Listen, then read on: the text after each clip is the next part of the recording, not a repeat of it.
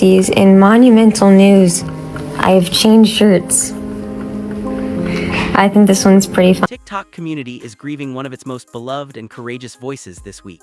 Sydney Towle, who spent nearly 3 years turning her cancer diagnosis into a source of strength for over 1 million followers, has died at just 26 years old.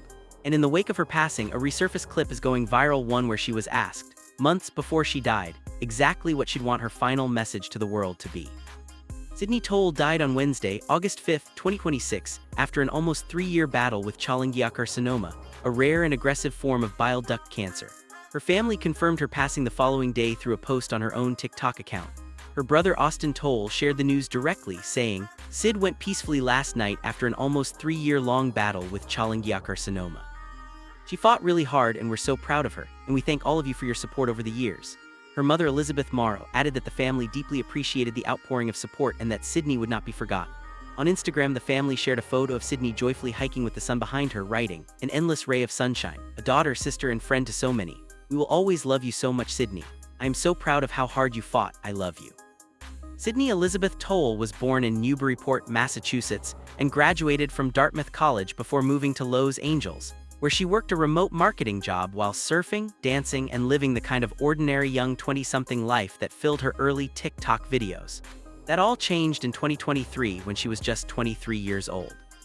A strange bump and burning sensation in her abdomen sent her to urgent care, and what followed was a diagnosis nobody expected. Stage 4 cholangiocarcinoma, a cancer that typically affects people over 50. As Sydney put it herself in an interview with People, "I don't fit any of the demographic factors." Rather than retreating from public life, Sydney did the opposite. She began documenting everything: the diagnosis, the fear, the chemotherapy, the immunotherapy, and eventually a clinical trial involving tumor-infiltrating lymphocyte therapy.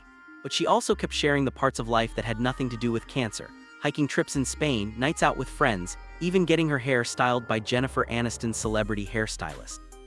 Her openness turned her into one of the most followed voices in the cancer talk community, growing to more than 1.1 million followers on TikTok and over 212,000 on Instagram.